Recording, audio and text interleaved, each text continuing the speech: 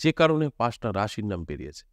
তাই এই 5টা রাশির উদ্দেশ্যে একটা কথাই বলব, যদি আপনারা অ্যালার্ট থাকতে পারেন, আপনাদের জন্মছক বা হস্তরেখা যদি একটু মিলিয়ে দেখতে পারেন যে এই গ্রহগুলো আপনার কতটা সাপোর্ট করছে, তাহলে কিন্তু আপনি নিজেই বুঝতে পারবেন যে কিছু একটা জীবনে আপনার ঘটতে চলেছে।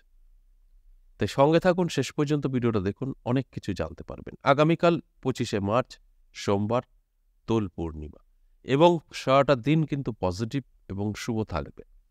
আর এই দিনে আপনার জীবনে অনেক রকম সুযোগ সুবিধা কিন্তু আসবে। এছাড়াও অর্থপ্রাপ্তির যোগও কিন্তু তৈরি হয়েছে। অর্থপ্রাপ্তির যোগ মানে আপনার হাতে 10 টাকা হলেও এসে ধরা দেবে।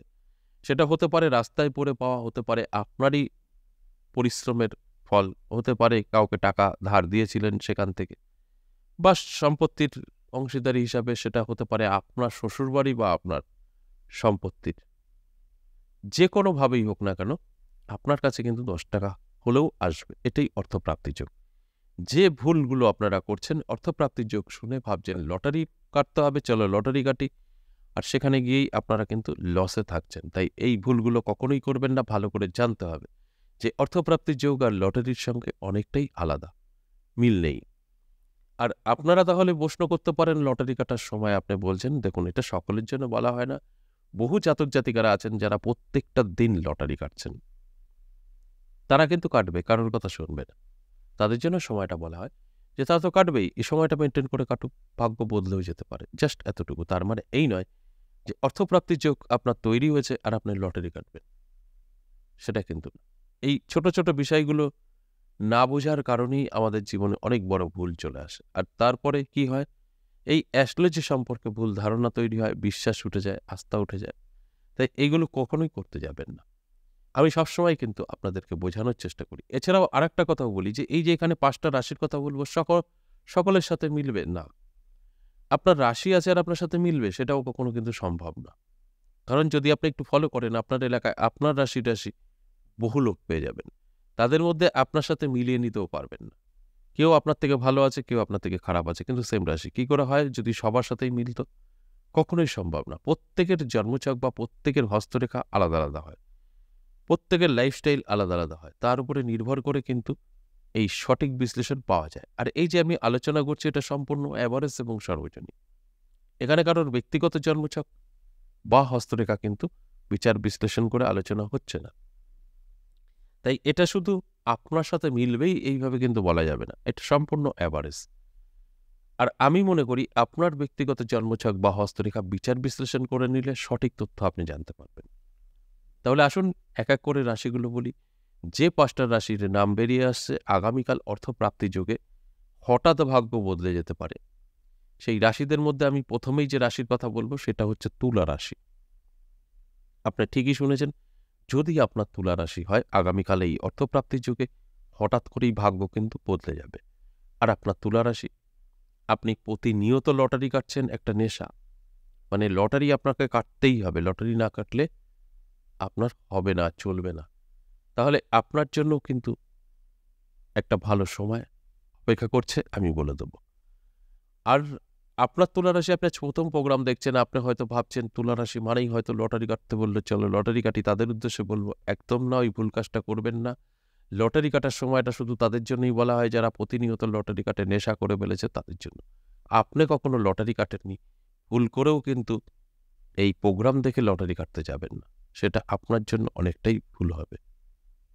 আর যদি মনে হয় যে আপনার আদৌ লটারি থেকে প্রাপ্তি ঘটবে কিনা একটু শিওর হতে চাইছেন, তাহলে জন্মছক বা হস্তরেখা বিচার বিশ্লেষণ করিয়ে নিন। সেখান থেকে আপনি সঠিক তথ্য জানতে পারবেন। ২ নম্বর যে রাশির কথা বলবো, কন্যা রাশি। দারুণ সময় থাকছে। আপনার যদি কন্যা রাশি হয়, আগামীকালেই অর্থপ্রাপ্তির যোগে হঠাৎ করেই ভাগ্যের পরিবর্তন ঘটে যেতে পারে। আর আপনার কন্যা রাশি, আপনি প্রতিনিয়ত লটারি কাটছেন, নেশা করে ফেলেছেন, লটারি কাটতেই হবে, তাহলে আপনার জন্য একটা ভালো সময় অপেক্ষা করছে। যে সময় মেনটেন করে একটি টিকিট কাটলে আপনার ভাগ্য বদলে যেতে পারে। সময়টা অবশ্যই ভিডিও শেষে কিন্তু থাকছে। সঙ্গে থাকলে অবশ্যই জানতে পারবেন। আর আপনার ধরুন কন্যা রাশি, আপনি আজ ১ম প্রোগ্রাম দেখছেন। আপনি হয়তো ভাবছেন কন্যা রাশি মানেই হয়তো লটারি কাটতে বলল, চলো লটারি কাটি। তাদের উদ্দেশ্যে বলব যে এটা কিন্তু সকলের জন্য নয়। এই যে লটারি কাটার সময়টা বলা হয়, এটা শুধু তাদের জন্যই যারা প্রতিনিয়ত লটারি কাটে, নেশা তাদের জন্য। আপনি কখনো লটারি কাটেননি, এই প্রোগ্রাম থেকে কাটতে যাবেন। আর যদি আপনার মনে হয় যে আদৌ আপনার লটারি থেকে প্রাপ্তি ঘটবে কিনা জানতে চাইছেন, তাহলে আপনার জন্মছক বা হস্তরেখা বিচার বিশ্লেষণ করে নিতে পারেন। সেখান থেকে সঠিক তথ্য কিন্তু অবশ্যই জানতে পারবেন। ৩ নম্বর যে রাশির কথা বলবো সেটা মেষ রাশি। আপনার যদি মেষ রাশি হয়, আগামীকাল অর্থপ্রাপ্তির যোগে হঠাৎ ভাগ্য বদলে যেতে পারে। আর আপনার মেষ রাশি, আপনি প্রতিনিয়ত লটারি কাটেন, নেশা, আপনার জন্য একটা ভালো সময় আছে। ভিডিও শেষে থাকছে, সঙ্গে থাকলে জানতে পারবেন।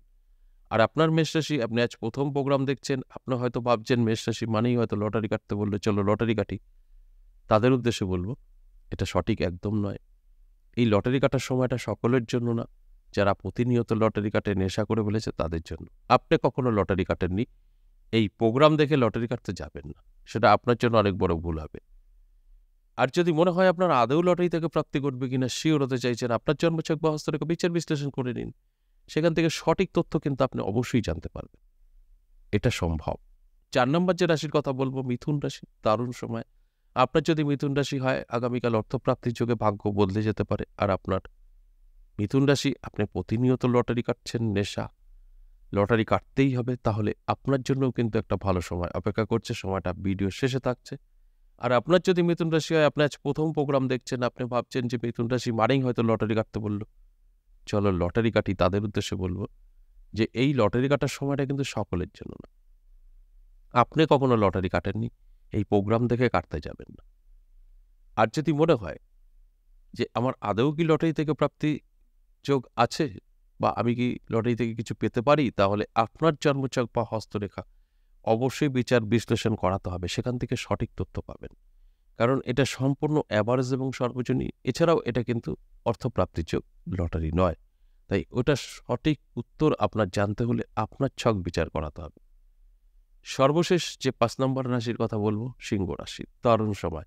আগামীকাল হঠাৎ করেই কিন্তু ভাগ্যের পরিবর্তন ঘটে যেতে পারে। আর আপনার সিংহ রাশি, আপনি প্রতিনিয়ত লটারি কাটছেন, নেশা, লটারি কাটতেই হবে, তাহলে আপনার জন্য একটা ভালো সময় অপেক্ষা করছে। সময়টা ভিডিও শেষে কিন্তু থাকবে। আর আপনার সিংহ রাশি, আপনি আজ প্রথম প্রোগ্রাম দেখছেন, আপনি হয়তো ভাবছেন সিংহ রাশি মানেই হয়তো লটারি কাটতে বললো, চলো লটারি কাটি।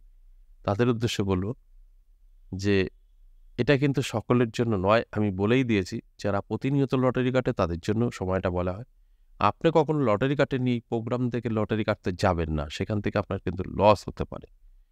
আর যদি মনে হয় যে আপনার আদৌ লটারি থেকে প্রাপ্তি যোগ আছে কিনা, লটারি পাবেন কিনা কখনো একটু জানতে চাইছেন, তাহলে আপনার জন্মছক বা আপনার হস্তরেখা অবশ্যই বিচার বিশ্লেষণ করাতে হবে। সেখান থেকে সঠিক তথ্য আপনি জানতে পারবেন। এছাড়া এই যে ৫টা রাশিকে নিয়ে আমি আলোচনা করলাম, এই ৫টা রাশির প্রত্যেকের সাথেই কি মিলবে?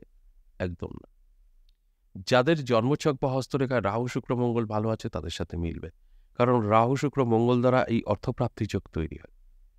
তাই এগুলো ঠিক থাকবে তো মিলবে, ঠিক থাকবে তো মিলবে না।